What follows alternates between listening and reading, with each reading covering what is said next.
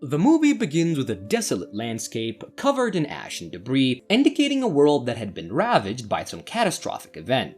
The camera then pans to reveal an underground bunker, and Bauer emerges from his sleeping chamber in the dimly lit bunker. He walks around to get accustomed to his surroundings, and soon after, Cartwright wakes up, visibly disturbed by nightmares. Bauer mocks him for his reaction, and when he opens the lid of Cartwright's sleeping chamber, Cartwright's claustrophobia is provoked. They talked about the bleakness of their situation, with references to the toxic outside air and the futility of checking for updates from other facilities. Cartwright found a seismic activity report indicating potential danger from leaks or structural issues in the bunker. They divide tasks, with Cartwright expressing reluctance to handle the sleepers, while Bauer insists it's his turn. They played rock, paper, scissors, and Bauer won, and Bauer and Cartwright continue their conversation while performing maintenance tasks in the bunker. Bauer updates Cartwright on the diagnostics, mentioning that the filter checks are good on the 9 levels and that there's no damage from the seismic activity. As they work, Cartwright has a vision of his wife Abby, and Bauer overhears this and questions Cartwright about it, but Cartwright dismisses it, saying that he was talking to nobody. Their banter continues, with Bauer teasing Cartwright about talking to the sleepers, referring to the people in suspended animation chambers. Cartwright defends himself, stating that they're just people, while Bauer mocks him for his behavior. Cartwright defends the importance of the sleepers, referring to them as seeds for the future and emphasizing their unique knowledge and experience. Bauer, however, remains cynical, dismissing Cartwright's sentimentality and expressing frustration at their own sacrifices for the sake of the sleepers' survival. Cartwright was reading a technical document titled Probabilistic Calculation of Air Pollutant Dispersation, and he shares a passage from the document explaining that it can be used to calculate time remaining until viable surface rehabilitation.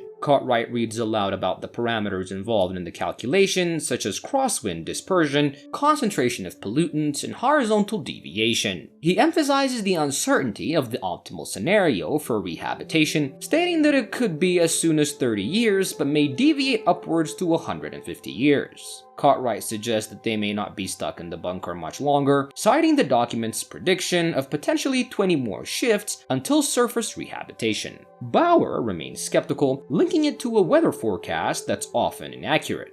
As Bauer and Cartwright prepare to return to their sleeping chambers for another 6-month cycle, Cartwright's claustrophobia resurfaces, making him hesitant to enter the chamber. Suddenly, he notices a fire breaking out, likely caused by recent seismic activity. He calls for Bauer and they put the fire out, and despite their efforts, Cartwright's sleeping chambers becomes engulfed in flames, destroying it completely. As Bauer and Cartwright realize they're running out of breathable air, panic sets in. Bauer quickly searches the emergency manual for a solution, finding instructions for releasing air via the safety reserve cylinders. With a sense of relief, they locate the valve for the emergency air supply, and as they locate the emergency air and power supply, Cartwright expresses concern about its functionality. Despite their efforts, the system fails to activate, leaving them without a source of fresh air. Bauer opens up to Cartwright about his past, revealing that he had a wife and 3 daughters before the world descended into chaos. He confesses that he lied about being unmarried to secure their job in the bunker, never imagining that the apocalypse would become a reality. Bauer reflects on the anguish of being separated from his family when the bunker was sealed, lamenting that he had a brief window of opportunity to join them before the door closed. Cartwright offers words of comfort, acknowledging the pain of Bauer's loss and assuring him that they're in this together now. As the power is restored and the air supply begins working again, they quickly set out to find a spare chamber for Bauer to use. Cartwright spots a large cardboard box and excitedly calls out to Bauer, signaling that he's found a chamber. Bauer agrees to try it out, and as Bauer drifts off to sleep, Cartwright closes the chamber, sealing him inside. However, as time passes, Bauer begins to sense a leak in the chamber, causing the air to grow thinner and harder to breathe in. Panicked, he calls out to Cartwright, but he receives no response. The malfunctioning chamber exacerbates his suffocation, and Bauer's desperation intensifies as he struggles to breathe. Finally, Cartwright returns and discovers Bauer's dire situation. He cuts Bauer free from the malfunctioning chamber, destroying it in the process. Bauer awakens gasping and coughing, his panic evident as he questions Cartwright about his absence during the crisis, and Cartwright explains that he couldn't open the tank and was searching for something to cut it open with. Bauer expresses frustration at the delay and accuses Cartwright of causing the accident, insinuating that Cartwright might have intentionally sabotaged the tank to have it all for himself.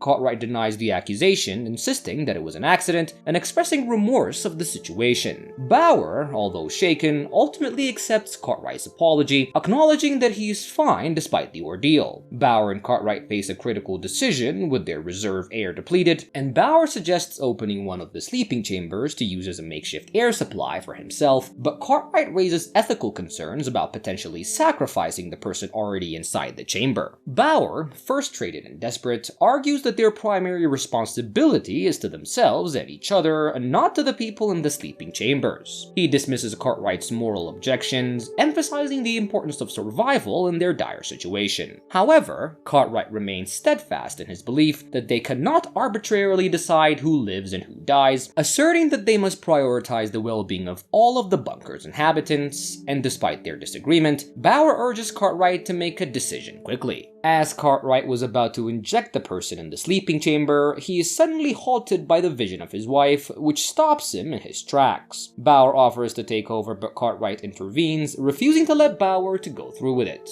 Amidst their struggle, Bauer expresses frustration at the situation, feeling betrayed by the person that they were trying to save. Cartwright insists that there's another way, suggesting that they can access a nearby facility for some spare parts. Bauer reluctantly agrees, acknowledging the risks involved. Despite their reservations, they decide to proceed with Cartwright's plan, understanding the potential consequences. Cartwright puts on a protective suit to go outside the bunker, and Bauer helps him through a radio. Cartwright was trying to find another facility nearby, and he walks carefully, following Bauer's directions. It was dangerous outside because of the toxic air, but Cartwright keeps going, hoping to find parts to help their bunker. Cartwright maneuvers through the dark and cramped sewer tunnels, relying on his instincts and Bauer's instructions to guide him. Cartwright tries to open the door, but it was not locked, and Bauer instructs Cartwright to stay calm and assures him he's working on a solution. As Cartwright grows anxious about their situation and doubts the possibility of a future, Abby encourages him not to give up hope. Bauer guides Cartwright through a risky plan to access the nearby facility through an air duct, despite Cartwright's fear of confined spaces. With Bauer's guidance, Cartwright navigates through the air ducts, encountering obstacles along the way, and Bauer tries to gather information about Cartwright's surroundings, but the communication was challenging due to interference. However, he reassures Cartwright that the people in the nearby facility haven't breached their ventilation system, indicating a potential lifeline for the both of them. As Cartwright navigates in his new environment, he sees dead bodies, and Bauer suggests an alternate plan to bypass the main filter unit, hoping to find a solution to their predicament.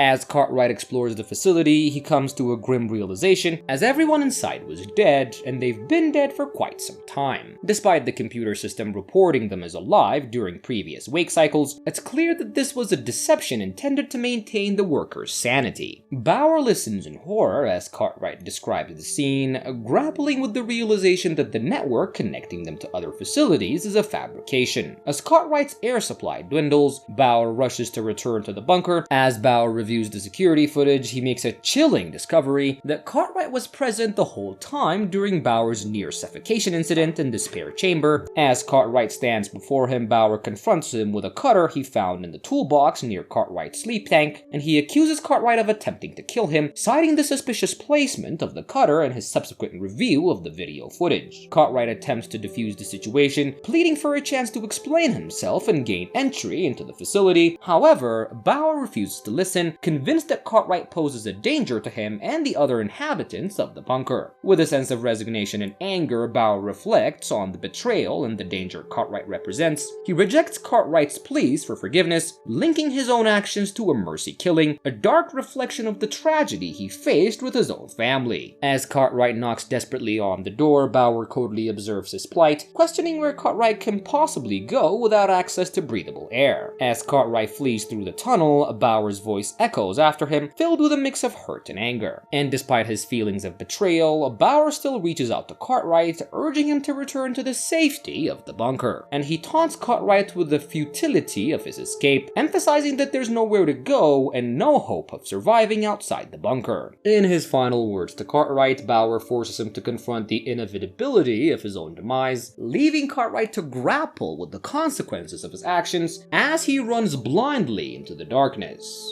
As Cartwright finds refuge in the bunker, attempting to calm himself, Bauer confronts him with a gun in hand. Cartwright hides and pleads with Bauer, acknowledging their dire situation as potentially the last survivors, but Bauer's anger and a sense of betrayal overshadow any hope of reconciliation. After Bauer confronts Cartwright with a gun, accusing him of callously considering Bauer's death, Cartwright manages to escape and locks Bauer in. Alone again, Cartwright sees a vision of his wife, who encourages him to eliminate Bauer. In a desperate confrontation, Bauer shoots Cartwright in the chest, expressing anguish over the betrayal. Cartwright pleads, claiming he made a promise to Abby, seemingly lost in delusion. Bauer was confused by Cartwright's behavior, and Cartwright makes him drop his gun. As Bauer continues to search among the sleepers, he confronts Cartwright with threats, accusing him of hiding Abby amongst them, and he expresses anger and betrayal, believing that Cartwright's actions were driven by a desire to protect his wife. In a desperate attempt to force Cartwright out of hiding, Bauer threatens to harm Abby if Cartwright does not surrender. As Cartwright sneaks up on Bauer, he administers a large dose of morphine, and Bauer, realizing his impending fate, initially considers retaliation, but ultimately decides against it. Instead, he makes peace with Cartwright before succumbing to the effects of the drug, and in his final moment, Bauer acknowledges Cartwright's victory with a sense of resignation, and he acknowledges Cartwright to take care of his wife. Cartwright enters the sleeping chamber and starts another cycle, and when he wakes up, the passage of time is evident in his aged appearance, and the air was now breathable, and the facility's system automatically awakens all the sleepers. One by one they emerge from the chambers, and amongst them was Abby, Cartwright's wife, and as they reunite, their embrace speaks volumes, marking the end of their long journey and the beginning of a new chapter together.